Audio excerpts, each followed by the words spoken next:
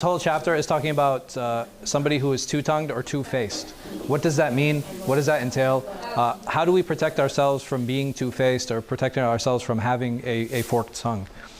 So basically what happens is that this individual, he'll seclude himself with both parties, right? So he'll go and he'll talk to one person, and then he'll go and he'll talk to the other person. To this person, he'll tell him something, and to this person, he'll tell him something else.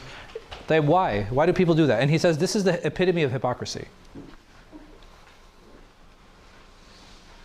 You want to get both sides. Why? But why do that? Manipulating stuff to their end. Okay, so there's definitely an element of manipulation. I agree with. They get satisfaction out of it? Okay, satisfaction. Who would get satisfaction of doing this? Like going to two different people and telling them two different things. If I want corruption. Right? So somebody who just wants, like, he wants to what? Create a mess. Okay, what advantage does a person have in watching other people fail? In the corporate world, people do that. Why? To climb Because they want to. Right? Because they want to. By destroying the other person, they feel that they're creating an opportunity for themselves, right? And that could be socially, it could be financially, it could be professionally, right? There are different ways of doing this, and this is why you do it. Here, there's a few narrations that he starts with. He says, Ammar ibn Yasir, he narrates that the Prophet ﷺ said, "He who is two-faced in this world will have two tongues of fire on the day of resurrection." This hadith is narrated in Abu Dawud. Abu Hurairah reported that Allah's Messenger ﷺ said, "The worst amongst the people is the two-faced one. He comes to some people with one face and to others with the other face." This hadith is in Bukhari and Muslim.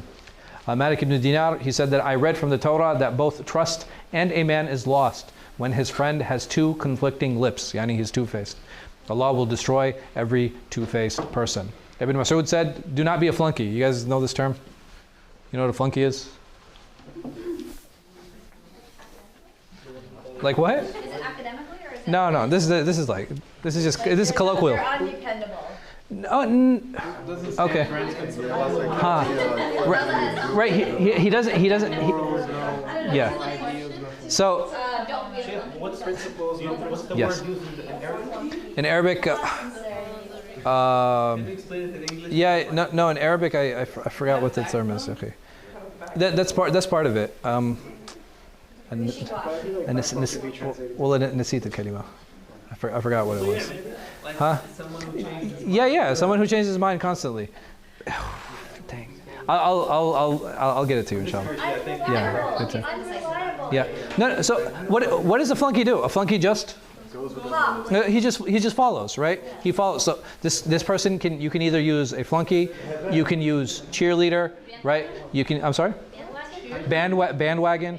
Like all of these people, why? Because they're just following without having any of their own will, right? There's no personal belief that's involved in that. Is it in Siyah? Huh? In Siyah. خلاص أشوف الكلمة عشانكم.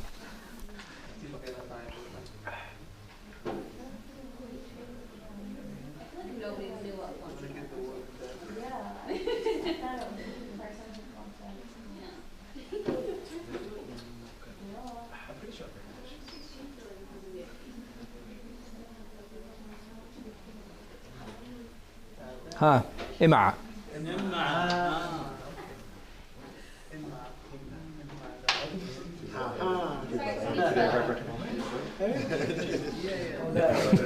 Does that help? Okay. إمعة. Yeah. So. Yeah. So it's like a flunky, like a follower. All he does is like follow. He doesn't really have any values of his own. So he says, what is the flunky? He said, the one that follows every gust of wind. They have no spine. Right? They have no spine. They have no personal values. They kind of just blow in the wind, and they move wherever the crowd goes, or they move wherever they see. What are they following, though? There has to be something there that causes people to follow the crowd or to be like that. Right? Social clout. It's that social pressure that's there. Why don't we want to stand out? Why don't we want to be separate? What are we afraid of? You want to be acceptable? Okay. Validation. What else? Usually people are like weak person Usually people are weak personalities, but I'm not from the people. It's a disguise. Okay, it's a disguise for what? So, I mean, what does that person essentially fear? Being alone, right? Like being alone. Nobody wants to be alone, right? Nobody wants to be alone. And because because they're looking for this validation, right? They're looking for other people, and they're like, okay, well, if there are other people moving that direction, they must know something, right? They know something that I don't know. You guys have heard that one. If everybody's jumping off a bridge, would you jump off too? Yeah, if everybody's jumping on a firewall. Right. Is it my parents' favorite? So I remember my parents used to say that to me, and I was like, well, they're jumping for a reason, right? They didn't really care. They didn't really care. Yeah. If it was like a social thing, it's like the point isn't that everyone's doing this, so I want to do this. It's not like I want to do it independently. if everyone's doing it, therefore Yeah. it's not something wrong with it. Yeah. No, but like, yeah, it's not actually a good line of yes. Would you also say the opposite end is true, that someone who's unable to really change their mind or is really stern or rigid about Sure. like just like in general? So extremism is wrong, right? Extremism in either direction. But the person who is, the one who's stern or the one who's stubborn, they're generally not going to be two-faced, right? They're just going to be stubborn and stern all the time, right? It'll just be that is how that person is, and that is how that person will always present themselves. This is usually somebody who has like a weak character, right? This is usually somebody who has a weak character. Hypocrisy has here, he says that it is agreed on that meeting two people with two faces is hypocrisy. Meeting two people with two faces is hypocrisy, right? This is something that Imam Ghazali mentions is extremely problematic. And he says, while hypocrisy has many signs, this is the most apparent one. Versus khida, versus lying, versus cheating, versus being argumentative, right?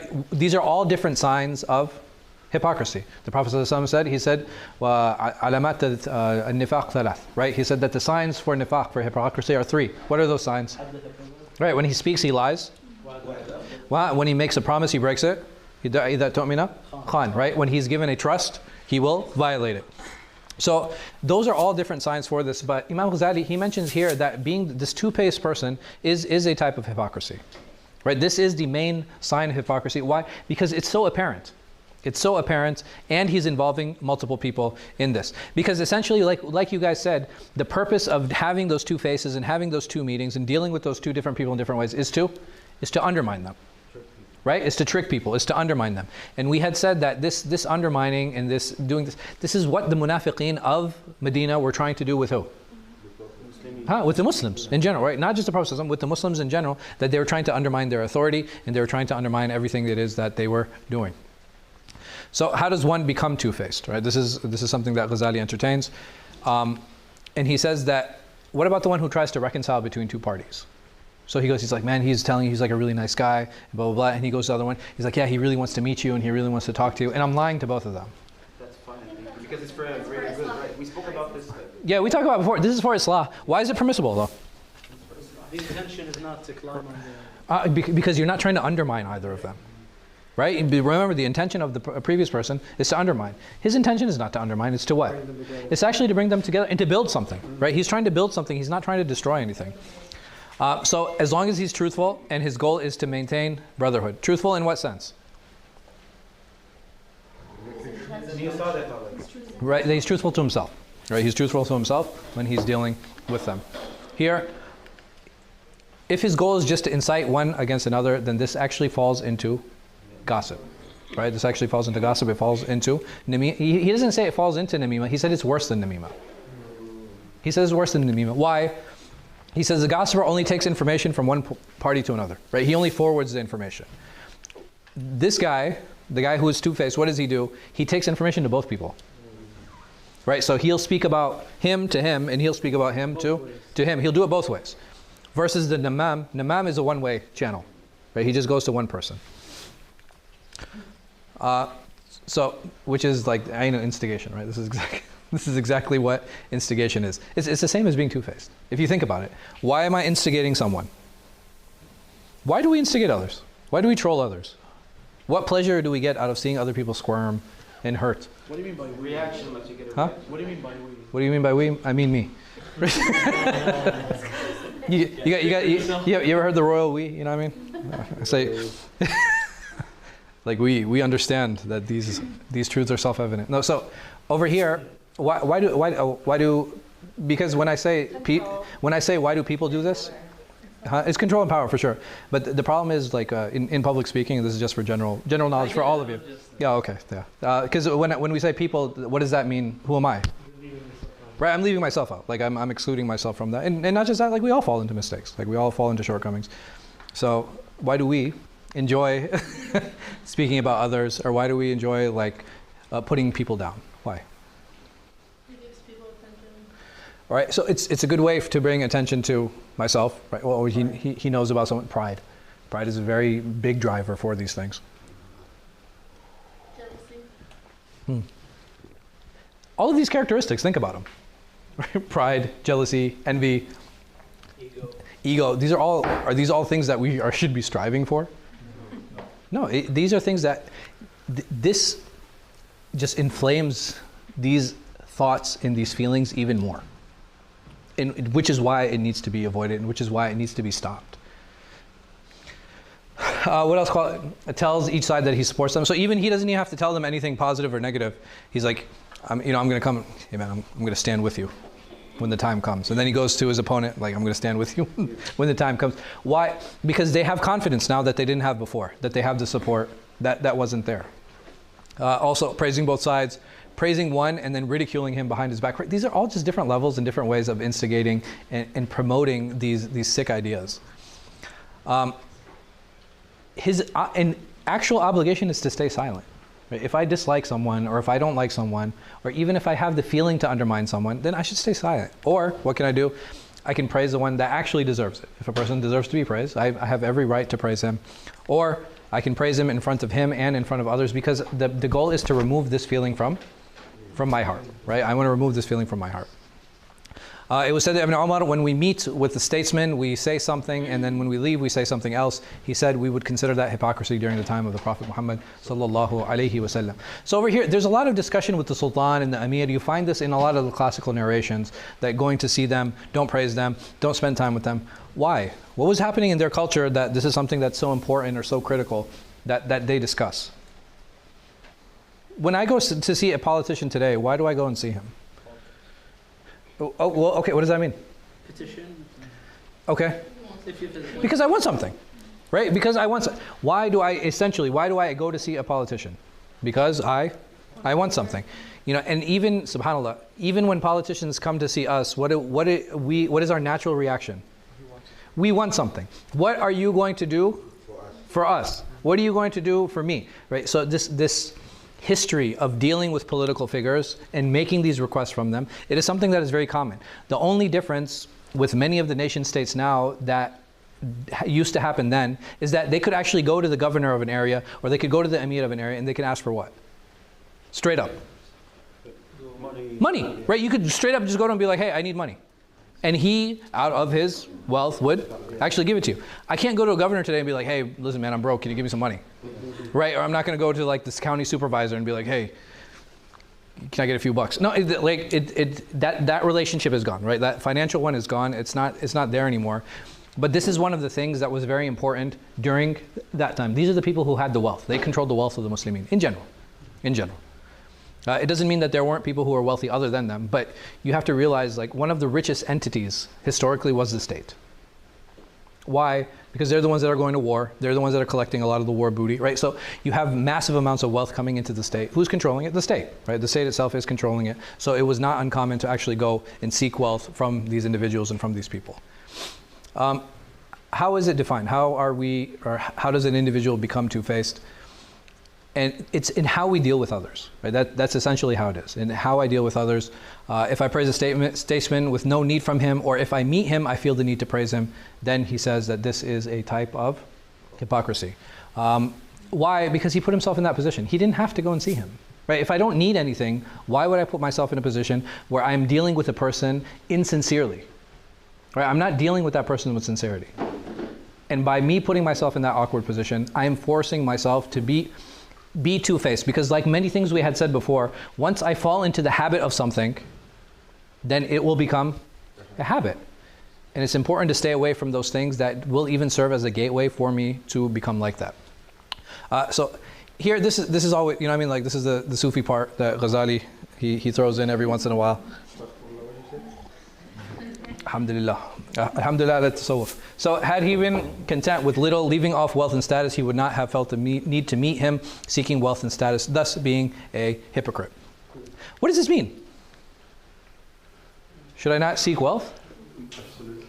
Absolutely not. Allahu Akbar. That's what I'm talking. You see, that's a student right there, huh? What are you saying? The method of seeking the wealth should not be through It should not be through what? being too Being two-faced. Okay. Absolutely. Be honest and always say thank But you. he's just saying here, like, okay, being honest, right? So these are the things that he's actually, because this entire discussion is about hypocrisy, right? That's the whole discussion here. The discussion isn't about wealth. The whole discussion isn't about status. Like, this is not the purpose of the discussion here. The purpose of the discussion is avoid those pathways that will lead to you being a hypocrite. Yes? Like the ways that the shu'ara used to go to the Khalifa. Yeah. They used to like give their poems. Is that considered haram? No, that's not haram. Over there's a difference between an entertainer and someone going and seeking. Well, I mean, the purpose of it was to give. Even if the purpose was They're expecting is he providing a service? Yes. Yeah, well, it's Right. full of lies, you could say. Exaggerations, mumkin. Lies, saba. But I'm saying even with exaggerations, when a sha'ir comes to me, am I coming because I'm be like, oh man, I'm about to hear a non-fiction story? No, right? They knew that there was going to be an element of exaggeration and entertainment in that. And by them providing the service of entertainment, I as the Amir or I as the Khalifa, I decide how good the story is. And if the story is really good, what happens? I give him more money. Not just I give him more money, I'd be like, get him a place to stay, and he's going to be entertaining me for the next, X amount of time. Yeah, and if he's no good, it's like, you don't give him any money, be like, kick him out of the castle, right? But and the thing is, we do this even on a personal level. How do we do that? How do shows become famous? When people watch them, right? And the shows that aren't famous are the ones that people don't watch. Just think about the hundreds of shows that come out daily. It's like there's a lot of competition in a lot of these spaces. But a lot of times what will happen, Yeah. in the case of Mutanabbi, like, let's say the atiyah that the Khalifa will give him is not to his standards. Yeah. Once he leaves, he'll start talking bad about him after he just spoke good about him. Okay. Is that action good? Is that action necessary? Listen to what I'm saying. Is that action necessary to be a sha'ir? No, it's not. That was his personal action. That was his personal choice, and that was wrong. There's no doubt about that. But did every sha'ir act in this way? No. Not necessarily. There might be some, but not everyone. Not everyone. So the love of wealth and status plants the seed of hypocrisy. So how do we understand this statement? It builds wealth and status, brings about that pride sometimes. So if I said, man, I want to become rich, or I want to become famous, is that problematic in and of itself? The pursuit isn't love, it's the love of the thing. Right? Right. So here, again, the discussion is about hypocrisy. And we have to make sure that is what the focus is. If my love of wealth and status forces me to throw away my values, which is exactly what hypocrisy is, that is where it becomes a problem. Do people love wealth? Yes, it's a very natural love. It's not something that can be denied. It's how much we love that thing and what values are we willing to sacrifice for it. That's when it becomes problematic and when it becomes an issue. And may Allah subhanahu wa ta'ala protect us. So if it was out of need, like he's poor, he tried different avenues, and then he ends up going to the Amir. He's like, man, I don't know where else to go. I need money. He's in need at that point, right? He has a concession. This individual would have a concession at that point because there's nowhere else for him to go. He's tried the different avenues. He's tried exploring different things. He just couldn't find a solution to it. So using this in this situation, it's okay. So over here, Abu Darda, he has a very famous statement. He says, we smile in the face of some of them, even though we hate them in our hearts. Is that being two-faced? Well, I'll bring another example. Is there another guy involved, or is it just his feelings? It's just his feeling. Let's use a prophetic example. Aisha radiallahu anha reported that a person sought permission from Allah subhanahu wa ta'ala, Allah's apostle, to see him, sallallahu alaihi wasallam. He said, grant him permission, yani let him in. And he also added, he is a bad son of his tribe, or he is a bad person of his tribe. The Prophet sallallahu alaihi wasallam is describing this person now, saying that this person is a bad person, and not only is he a bad person, he is the son of a bad person, or he's coming from a tribe that is known to be evil. And then when he came in, he sallallahu alaihi wasallam was kind to him. Aisha radiallahu anha, she said, Allah's Messenger, you said about him what you had to say. Like you said what you said about him, and then you treated him with kindness. He said, Aisha, verily in the eyes of Allah, the worst among the person in rank on the day of resurrection is one who the people abandon or desert out of fear of indecency. So what can we benefit from these two narrations? The one of the Prophet ﷺ and the one of Abu Darda. And why is this not hypocrisy? I mean, just because someone's bad doesn't mean you should treat them bad. Okay, good. Like, so you're saying this discussion revolves around treatment. Okay, what else? Did they actually say anything? Did they lie? Did they incite? Right, it's just dealings. It's just dealings. Just because I smile in someone's face, it doesn't mean that I have to like that person. No. But here, this is the issue. And even Allah subhanahu wa ta'ala, He says, لو كنت فظ غليظ القلب لانفض من حولك. Like, had you been hard-hearted and stern, then the people would have left you. And this is what we find with regular people, yes? Yeah, if a person, every time you go to him, like, man, I don't want to talk to him. I can't deal with him. She's just too difficult. Every time I go, like, she has something to say or some snide comment or blah, blah. And unfortunately, many times this happens with people who are close to us, and sometimes even with our parents. Like we find it challenging sometimes to call our mothers or call our fathers because it's like, oh God, I gotta, you know what I mean? Like I have to put up with this, or I have to hear this, or I have to hear that. Or certain friends, you just don't want to call, like, why aren't you talking to so-and-so? He's just so toxic. I can't, you know what I mean? Like I can't put up with what he's gonna tell me and what he's gonna say. I get stressed every time I feel like calling him.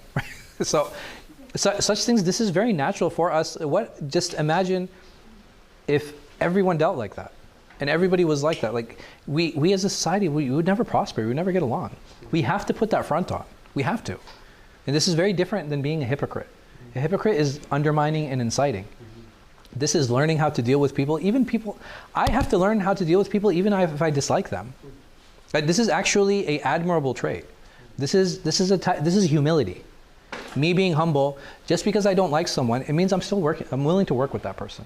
I'm still willing to talk to that person. I'm still trying to figure out, okay, there might be certain aspects of that person that I dislike, but it doesn't mean that I cannot not work with them. I have a question. Sure. I wanted to ask you about this before. Huh. Like, about namima thing. Like, if I said, like, if I'm talking to anyone and then I said about this person to that person. Yeah. Is it considered a namima or No, because here, so let's go back. That's actually a very good question. He describes him in this way. Why is he telling Aisha?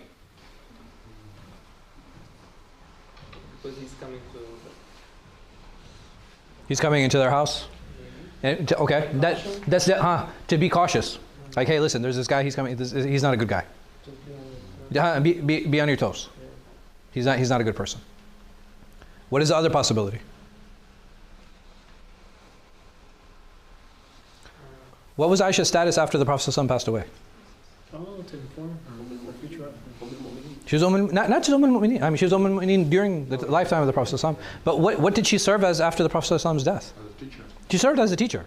There are people who she was going to see, people who are going to come to her. And if somebody came and asked her about this man, she knew what to do. And not just that, in future situations, if those arose, because people would come to her and she would be privy to information that other people didn't have. And it's very important for us to understand that how to deal with people when they come into our homes, understanding the position of our sons, our daughters, our wives, or whatever the case might be, so that they know how to deal with such people in the future. This is very different than namima. Why? Because the purpose here, is it to hurt this individual, or is it to warn or to teach? You know what I mean? Like these are important differences that we need to understand when we're dealing with a lot of these situations. And we will find that it's more often than not very natural in when we draw that line. When is this namima and when is this islah? You know, when is this gossiping and when am I actually looking out? Our heart will tell us. Sometimes we don't want to listen, right? But it does tell us. We get that itch, right? It pulls at us like, you don't want to say, no, don't go there, don't say it, and then you say it anyway. Allah subhanahu wa ta'ala has given us that compass. He's given us that ability where we can actually differentiate these things. We just have to be more confident in our hearts and in our decisions. So, like we said, they're about greetings with a smile, understanding how to deal with people, how to interact with people. This is very different than actually being that. Praising is different because it's lying, right? Praising somebody who is not deserving of it, it is just straight up lying about that person, which is very different. So it's not permissible to praise, it's not permissible to affirm, it's not permissible to nod, it's not permissible to accept in front of any false speech. So if you know that this speech or this is categorically false, you are not allowed Islamically to accept or to try and praise that person if they are not deserving of it in any way, any shape, in any form. Even if I'm like that. Yeah. Yeah. So like, if you're at work and somebody starts talking about, Someone else. No, like politics. Yeah. Politics is a little bit different. Yeah. But you don't want to talk about politics at work, so you just agree to whatever he say, but you really disagree. Is that okay? So, are you agreeing? So there's a difference between. So you don't have there's someone who like he's talking about like, oh, this candidate is an idiot and he's like this and blah blah blah, and you're like, yeah, he's really, and like in your heart you're like, man, he's a really good guy. Like I mean, you don't have to go to that extent. You know what I mean? You can just listen. You know, just listen. Even if you nod, a nod can mean two things. It can mean yes, or it can mean I acknowledge what you're saying. Right? Like, I acknowledge what you're saying, like I hear you talking, and I'm processing it, but it doesn't necessarily mean that you agree. Versus like being like, yeah, you're right. You know, like, he shouldn't have run. Like, it's like, look at gas prices. So anyway. So he's a hypocrite. And again, it really boils down to this because it develops this two-facedness in the heart. Right? It develops this two-facedness in the heart, and this is something that we should work to protect ourselves. And it's something that should always be denounced. And if you can't denounce it, just stay silent, right? You know, at least stay silent, hate it in your heart. These are very simple strategies, very simple things that he sallallahu alayhi wasallam has told us. There's a reason that he sallallahu alayhi wasallam said, "Man samata naja," right? The one who is silent is the one who is saved, right? He's the one who is saved. Why? Because we're not obligated to speak about every issue. We're not obligated to speak about everything. And that need, that push to speak about everything is just our egos. It's just our egos. And more often than not, our tongue will get us into more trouble than it'll get us out of trouble. The next chapter is praise. Inshallah, we'll talk about that next week. But we're going to generally keep the structure. Inshallah, it'll be 6:30 to 7:30 will be the first class, and then from 7:30 until Maghrib will be the next. How late does Maghrib get? 8:20. No. How late does it get? Like, what is the latest? In the future? Yeah. Maybe I think in June. Like I think June 21st is the longest day, or July. I forget always. No. Yeah. I thought the second class after Maghrib. No. I wanted to keep the times relatively similar. After Maghrib was free. Yeah. I'm sorry? Yes. You're such a bad boy, bro. No, that's it.